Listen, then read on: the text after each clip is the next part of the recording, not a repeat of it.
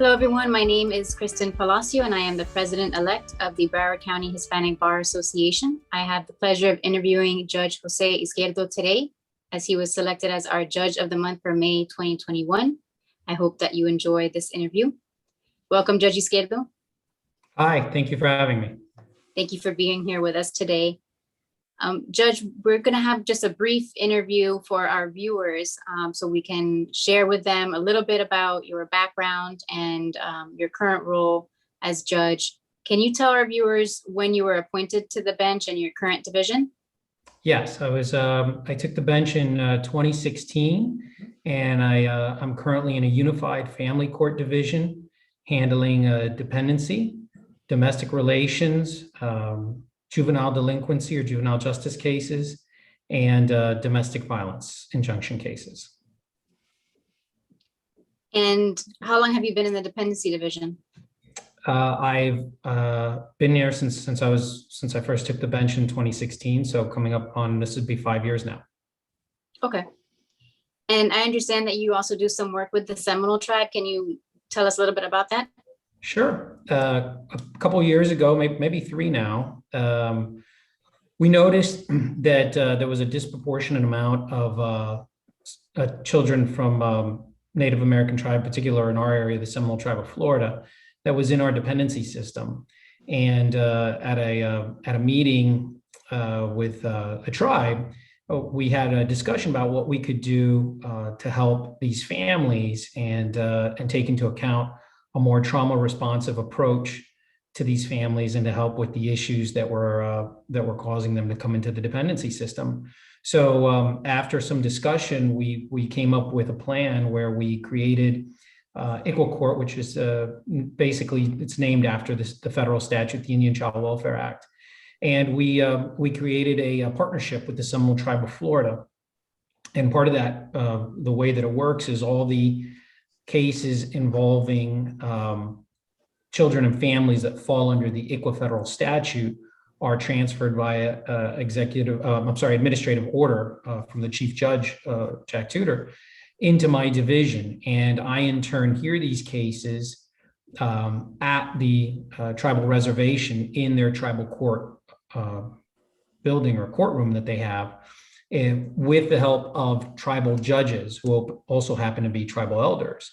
And they have educated me on the background and the cultural heritage of the Seminole tribe of Florida and Native Americans. And in turn, we've had the opportunity to have them partake with our dependency system as they develop their dependency system in-house. So that partnership has enabled us to service the families from the Seminole tribe of Florida with great success. We've had a reduction in the amount of families that were in the dependency system. And what the families were telling us was that they really appreciated the opportunity to have court on the reservation amongst their family and amongst other tribal members, and with the help of the tribal judges who knew a lot of these families and obviously go back. So being able to have a trauma responsive courtroom that enabled these families to feel more at ease and open up about issues that might be affecting them and how we could better serve them. And we've seen a great turnaround, and we continue to work with the tribe in our partnership, and we've expanded that.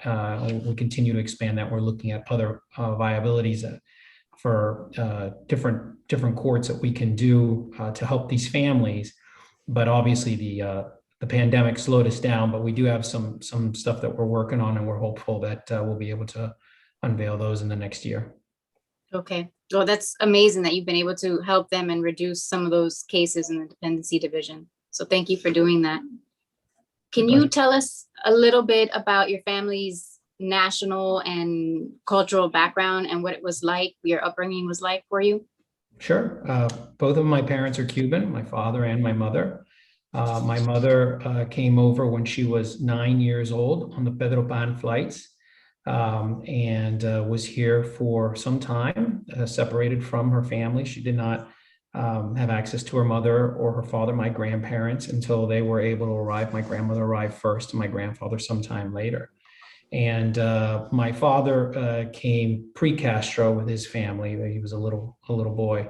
But I was born and raised in Hialeah, Florida, and spent the majority of my time there, and had to take, I guess, the long road through school as I was working. And I started off at Miami-Dade Community College, worked my way through there till I got to Florida International University, and then later had the opportunity to leave Hialeah for the big city of Gainesville to go to the University of Florida for the School of Law there. So that was a nice experience and quite the change from Hialeah, growing up and being raised in Hialeah.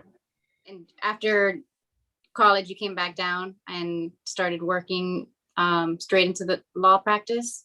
Yes, I came back down and I moved to Broward County after law school and began practicing at a firm.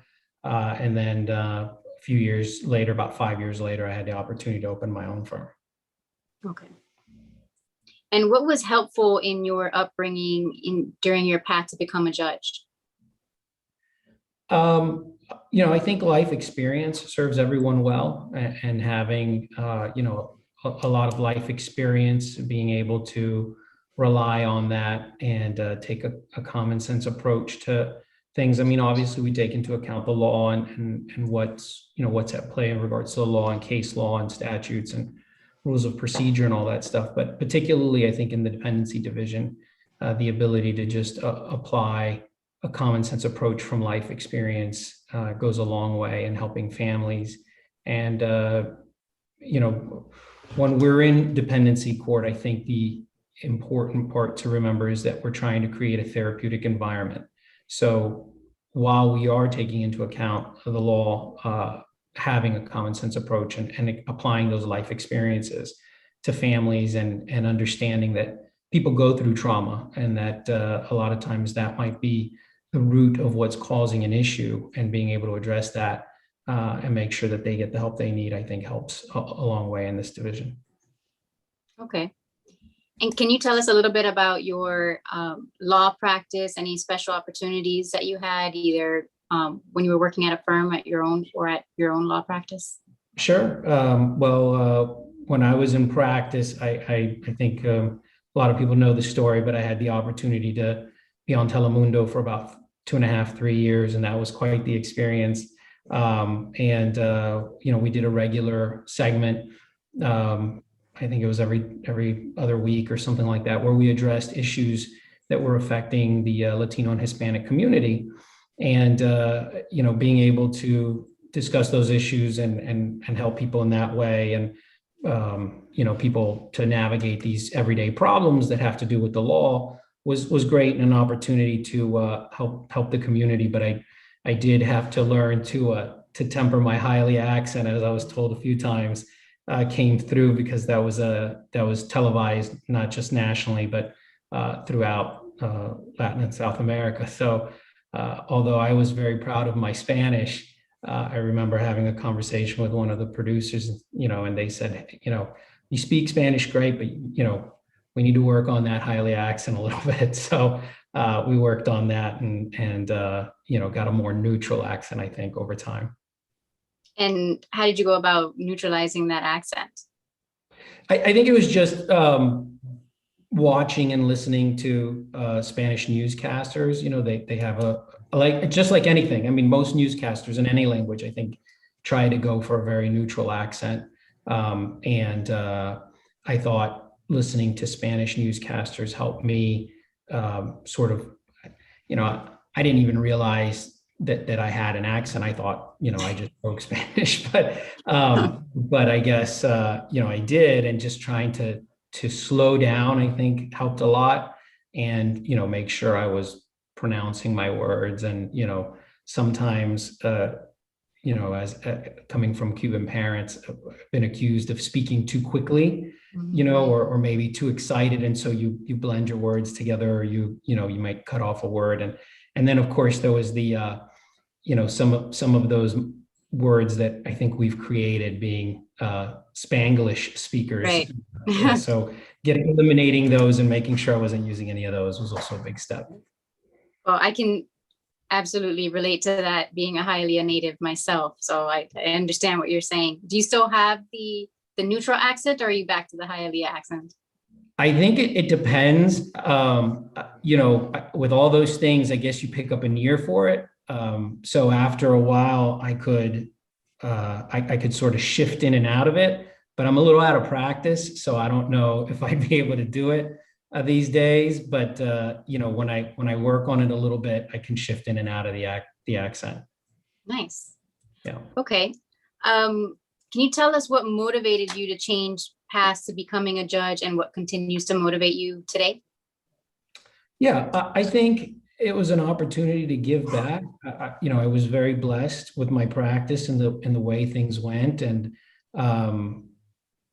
just the opportunity to give back and do something that helped the community. I think we all want the opportunity to give back in our own way, whatever that might be. And this was a chance to do that. And I enjoy it very much. And I think that's why I've taken to dependency and the Unified Family Court Division. It's really an opportunity to help people and help get families back on track. And, seeing that people appreciate hearing from someone who has, life experiences and can relate to certain things, whatever they may be, through my own experiences or family experiences, and listening and explaining to them, that we all go through things and that's not the end of the world. Hopefully that gives them an opportunity to feel that, they have a chance and they can turn things around and move things forward in a positive direction for them and their family and the children that are involved. So I think it's really an opportunity to give back as a public servant. So I'm humbled I get the chance to do it, and I appreciate it greatly. That's wonderful. Thank you, Judge, for being here with us today, and congratulations again on being the Hispanic Bar's Judge of the Month for May 2021. Well, thank you. Thank you again for having me. It was a pleasure.